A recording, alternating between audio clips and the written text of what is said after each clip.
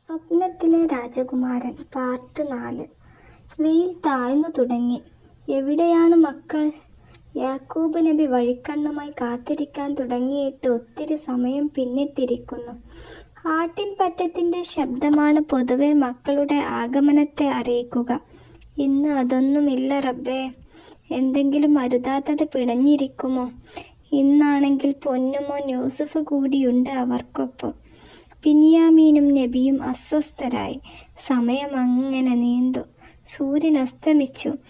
എന്നിട്ടുമില്ല മക്കളുടെ വിവരം. യാക്കൂബ് നബി കാതോർത്തു. കൂട്ട നിലവിളി. റബ്ബേ, മക്കളുടേതാണല്ലോ. ആടുകൾക്ക് പകരം ഇന്ന് സ്വന്തം മക്കൾ കരയുന്നു. അലമുറയച്ച അടുത്തെത്തി. പിതാവേ, ഞങ്ങൾ മഹാപാപികളാണ്. ദൈവം തമ്പുരാൻ പോലും പൊറുക്കാത്ത തെറ്റു ചെയ്തവരാണ്. അറിയാതെയാണെങ്കിലും. യാക്കൂബ് നബിക്ക് മുന്നിൽ വീണു പൊട്ടിക്കരയുന്ന 10 മക്കൾ. അതൊന്നും അദ്ദേഹം ശ്രദ്ധിച്ചില്ല. യൂസുഫ് എവിടെ? അതുതന്നെയാണ് ഞങ്ങൾ പറഞ്ഞു വരുന്നത്. അവനെ കാണാനില്ല. ഒരു ദുഷ്ടനായ ഒരു ചെന്നായ. ഇലാഹി! നബി നിലവിളിച്ചു. താൻ കേൾക്കുന്നത് പരമാർത്ഥമാണോ? ഞങ്ങൾ ഒരു ഓട്ടപ്പന്തയത്തിലായിരുന്നു. അവനെ ഒരിടത്ത് നിർത്തിയിരുന്നു. മടങ്ങി വന്നപ്പോൾ സഹോദരന്മാർ ബാക്കി പറയാതെ അലമുറയിടുകയാണ്. തരിച്ചു നിൽക്കുകയാണ് യാക്കൂബ് നബി. മുഖം വിളറി വെളുത്തിട്ടുണ്ട്. ഇതാ യൂസുഫിൻ്റെ വസ്ത്രങ്ങൾ. ഈ ചോരപ്പാടുകൾ അങ്ങ് നോക്കിയാലും. കിണറ്റിലെറിയും മുമ്പ് ഊരിയെടുത്ത കൊച്ചു യൂസുഫിൻ്റെ വസ്ത്രങ്ങൾ അവർ നീട്ടി. ആടിനെ അറുത്ത് രക്തം പുരട്ടിയ ചുവന്ന വസ്ത്രങ്ങൾ. ഇത് ചെന്നായ കടിച്ചെടുക്കുമ്പോൾ പറ്റിയ രക്തമാണ്. യൂസുഫിൻ്റെ രക്തം. മക്കൾ നീട്ടിയ വസ്ത്രങ്ങൾ യാക്കൂബ് നബി ഏറ്റുവാങ്ങി. പൊന്നുമകൻ്റെ വസ്ത്രം. അദ്ദേഹം അത് മാറോട് ചേർത്തു. കീറൽ പോലും ഏൽക്കാത്ത വസ്ത്രം. ചെന്നായ ആക്രമിച്ചാൽ ഉടുവസ്ത്രം കീറാതിരിക്കുമോ? ഇത് മനുഷ്യരക്തം തന്നെയാണോ? മക്കൾ അപ്പോഴും ദുഃഖം അഭിനയിച്ചു കരയുകയാണ്. പിതാവേ, അങ്ങ് ഞങ്ങളെ സംശയിക്കുന്നു. ഞങ്ങൾക്ക് അവനോട് നീരസമുണ്ടായിരുന്നത് ശരിയാണ്. പക്ഷേ അങ്ങ് വിശ്വസിച്ചേൽപ്പിച്ച പൊന്നനുജനെ തിരിച്ചേൽപ്പിക്കാൻ ഞങ്ങളേറെ ശ്രദ്ധിച്ചു. ദുർവിധി ചെന്നായയുടെ രൂപത്തിൽ വരുമെന്ന് ഞങ്ങൾക്കറിയില്ലല്ലോ. മക്കളുടെ അതിസമർത്ഥമായ അഭിനയം ആ പിതൃഹൃദയത്തെ കൂടുതൽ മുറിവേൽപ്പിച്ചു. നിങ്ങൾ പറയുന്നത് എന്താണെന്ന് എൻ്റെ റബ്ബിനറിയാം. ഭൗതിക സുഖങ്ങൾ നിങ്ങൾക്ക് നന്മയായി തോന്നി. നിങ്ങൾക്കെതിരെ ഞാൻ എൻ്റെ റബ്ബിനോട് സഹായം തേടുകയാണ്. പിതാവിൻ്റെ വാക്കുകളിലെ ദൃഢവിശ്വാസം 10 പേരെയും സ്തബ്ധരാക്കി. ഞാൻ ക്ഷമിക്കുകയാണ് അങ്ങേയറ്റം. അള്ളാഹു ക്ഷമാശീലർക്കൊപ്പമാണ്. അദ്ദേഹത്തിൻ്റെ കണ്ണുകളിൽ നിന്ന് അശ്രുകണങ്ങൾ ചെറു പുഴ പോലെ ഒഴുകുന്നത് 10 പേരും കണ്ടു. അധ്യായം 5. ഈജിപ്ത്. കച്ചവടത്തിൻ്റെ ഈറ്റില്ലമാണത്. കച്ചവട സംഘം പുറപ്പെട്ടു. കൊടുങ്കാടുകൾ താണ്ടിയാണ് യാത്ര. ഏറെ ദൂരം സഞ്ചരിച്ച് ക്ഷീണമകറ്റണം. ആഹാരം പാകം ചെയ്യണം. വിറകുകൾ ശേഖരിച്ചു തീ കൂട്ടി. ഇനി വെള്ളമാണ് വേണ്ടത്.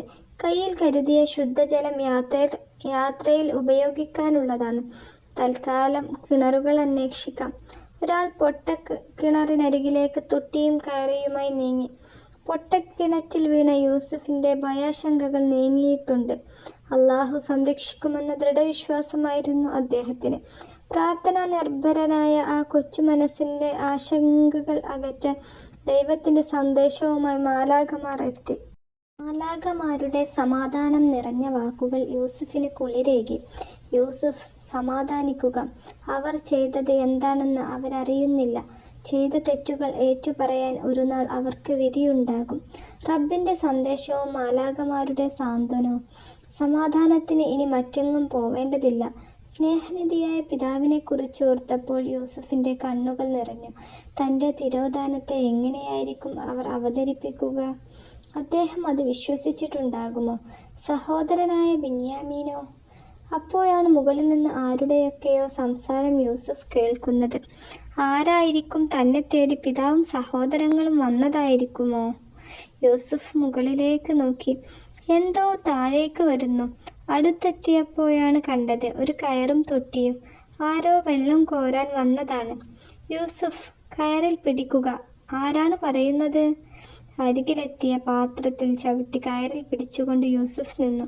കൂട്ടരെ വരൂ, വെള്ളത്തിനു പകരം മറ്റെന്തോ തൊട്ടിയിൽ കുടുങ്ങിയിരിക്കുന്നു.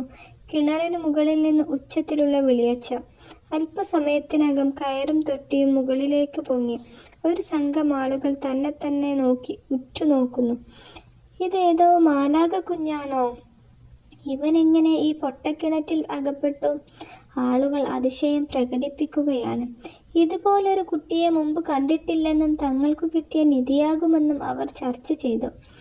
ഇവൻ ഒരു അടിമ തന്നെയായിരിക്കണം. കണ്ടില്ലേ, ഉടുപുടവകൾ ധരിച്ചിട്ടില്ല. ഏതെങ്കിലും ഉടമയിൽ നിന്ന് ഒളിച്ചോടുന്ന വഴി കിണറ്റിൽ വീണതായിരിക്കും. അതെ, അവനെ നമുക്ക് ഈജിപ്തിലെ അടിമച്ചന്തയിൽ വിൽക്കാം. നല്ല വില ലഭിക്കുമെന്നുറപ്പാണ്. വേഗം സ്ഥലം വിടണം, അല്ലെങ്കിൽ ഉടമ അവനെ തേടി വന്നെന്നിരിക്കും. അത് അപകടമാണ്. യാത്രാസംഘം തമ്പുകൾ അയച്ച് അതിവേഗം പുറപ്പെട്ടു. യൂസുഫിനെ ആരും കാണാതിരിക്കാൻ അവർ പ്രത്യേകം ശ്രദ്ധിച്ചു. എല്ലാം സർവശക്തന്റെ പരീക്ഷണമായിരിക്കുമെന്ന വിശ്വാസത്തിൽ യൂസുഫ് നിശബ്ദത പാലിച്ചു. കച്ചവടക്കാർ നൽകിയ ആഹാരം യൂസുഫിന് അനുഗ്രഹമായി. അത്ഭുതമാണ് അള്ളാഹുവിൻ്റെ പ്രവർത്തനങ്ങൾ. സംരക്ഷണം, ആഹാരം. ഒരു പക്ഷേ ഈ കച്ചവട സംഘമാവും തൻ്റെ ഭാവി തീരുമാനിക്കാൻ സർവശക്തൻ തെരഞ്ഞെടുത്ത വിഭാഗം. അത്ഭുത വസ്തുവിനോടെന്ന പോലെ കച്ചവടക്കാർ പെരുമാറിയത് യൂസുഫിനെ വേദനിപ്പിച്ചു. സ്നേഹനിധിയായ പിതാവിൽ നിന്നും സഹോദരങ്ങളിൽ നിന്നും തൻ്റെ ജന്മനാട്ടിൽ നിന്നും പോലും അകന്നകന്നു കൊണ്ടിരിക്കുകയാണ്.